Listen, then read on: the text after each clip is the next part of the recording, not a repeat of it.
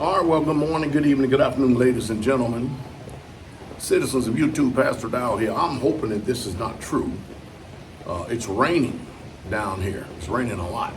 But I'm hoping this is not true right here because if this is the case, we got to ask ourselves, everybody does, what is really going on? And if this is the case, then the Republicans have lost their ever-loving damn mind.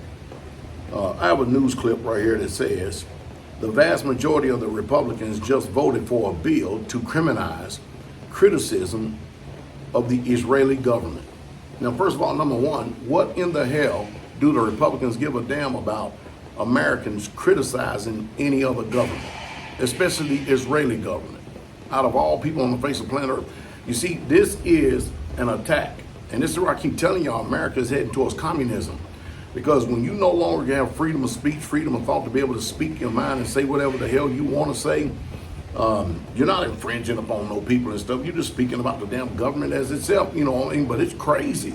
Now they want to criminalize, at least is what it says. Let me put on my trusty eyes right here for a second and read this so we don't miss this, okay? It says that, check this out. The vast majority of Republicans just voted for a bill to criminalize criticism of the Israeli government. If the bill passes, you will be guilty of hate speech if you apply double standards to the government of Israel or accuse it of genocide. This is honestly one of the most insane pieces of legislation I've ever seen. And of course, then they go on to say, check this out, denying the quote-unquote Jewish, and I keep trying to tell folks over and over again, I think Americans are greatly deceived when you think that those people over there that's occupying that land over there, notice occupy, use a key word, those people that are occupied. We're talking about Khazars who come from way up in Russia, down through Germany, and they end up in this land right here because Great Britain and the United States of America gave it to them in a Balfour Agreement in 1947, 1948. And now you call them Israelis. They don't call them Israel, they call them Israeli. Now they try to call the country Israel.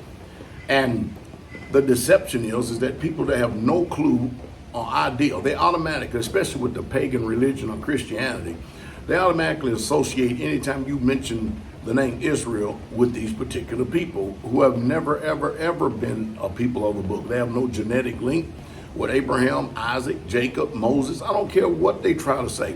We need to be in support of Israel. So the ignorance, the dismal ignorance of the people in the United States of America is that they make word association with those people over there, and they read their Bibles, and they assume that it's talking about those people over there. Now, this ain't hate speech. This is just straight up facts. And when you read Revelations 2:9 and Revelations 3:9, it tells you exactly who those people are over there. The prophecies even tells us exactly who those people are over there. And it's just sad that people would choose. Again, I can understand a nation that believes in fairy tales. You still believe in Santa Claus. You still believe in Christmas. You still believe in the Easter Bunny. You still believe in rabbit laying eggs. You still believe that eating pork is divine. You don't keep the commandments. You make up your own laws and as you go. I understand the reason why that people just choose to ignore facts. Believe me, I get it. I get it. It's not profitable for pagans to embrace truth. I get it. Nevertheless, but to infringe on the First Amendment right of the people of the United States of America because you criticize a foreign government, what's really going on? Then it says, denying the Jewish people their right to self-determination, e.g. by claiming that the existence of the state of Israel is a racist endeavor. That's one thing that's put in the bill. The next one is applying double standards by requiring of it a behavior not expected or demand of any other democratic nation.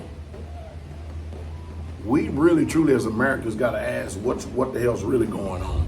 I know America don't have the spirit of truth. 99.9% of your pastors don't, and you don't either. You don't care. I get it. But man, this is heading more than just on the religious front. Now, I need to talk about that word religion too.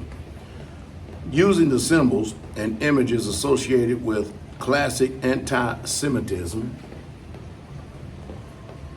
e.g. claims of Jews killing Jesus or blood liable to criticize Israel or the Israelis. Well, what does the New Testament say who killed Jesus? It clearly tells you. Matter of fact, that's your homework.